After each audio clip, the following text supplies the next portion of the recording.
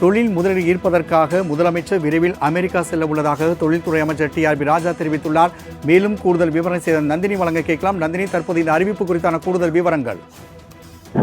வணக்கம் ராம்குமார். தொழில் முதலீடுகளை தமிழ்நாடு முதலமைச்சர் மு.க.ஸ்டாலின் விரைவில் அமெரிக்கா பயணம் மேற்கொள்ள இருப்பதாக தொழில்துறை அமைச்சர் டிஆர்பி ராஜா சட்டப்பேரவையில் தெரிவித்திருக்கிறார்.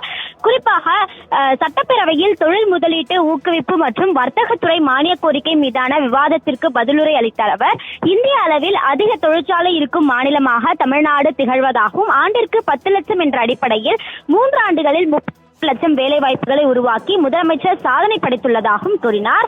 மேலும் 3 ஆண்டுகளில் 10 லட்சம் கோடி அளவிற்கு முதலீடுகள் தமிழ்நாட்டிற்கு கொண்டு வந்து தொழில்துறை சாதனை படைத்துள்ளதாக குறிப்பிட்ட அவர், இதற்கு முக்கிய காரணம் உலக முதலீட்டாளர் மாநாடுதான் எனவும் தெரிவித்தார்.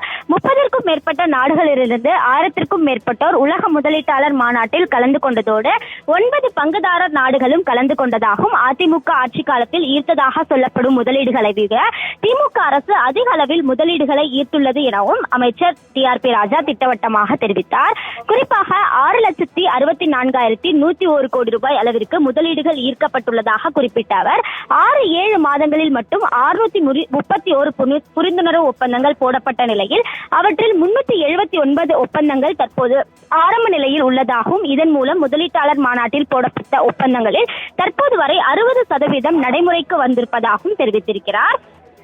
இந்த நிலையில்தான் ஏற்கனவே தமிழ்நாடு முதலமைச்சரை பொறுத்தவரையில் முதலீடுகளை ஈர்ப்பதற்காக கடந்த ஜனவரி மாதம் ஸ்பெயின் நாட்டிற்கு சென்ற நிலையில் அதன் தொடர்ச்சியாக மேலும் அதிக அளவிலான முதலீடுகளை ஈர்க்கவும் பெருநிறுவனங்களை சந்திப்பதற்காகவும் விரைவில் தமிழ்நாடு முதலமைச்சர் அமெரிக்கா மேற்கொள்ள இருப்பதாகவும் தொழில்துறை அமைச்சர் டிஆர்பி ராஜா தெரிவித்தது குறிப்பிட்டது.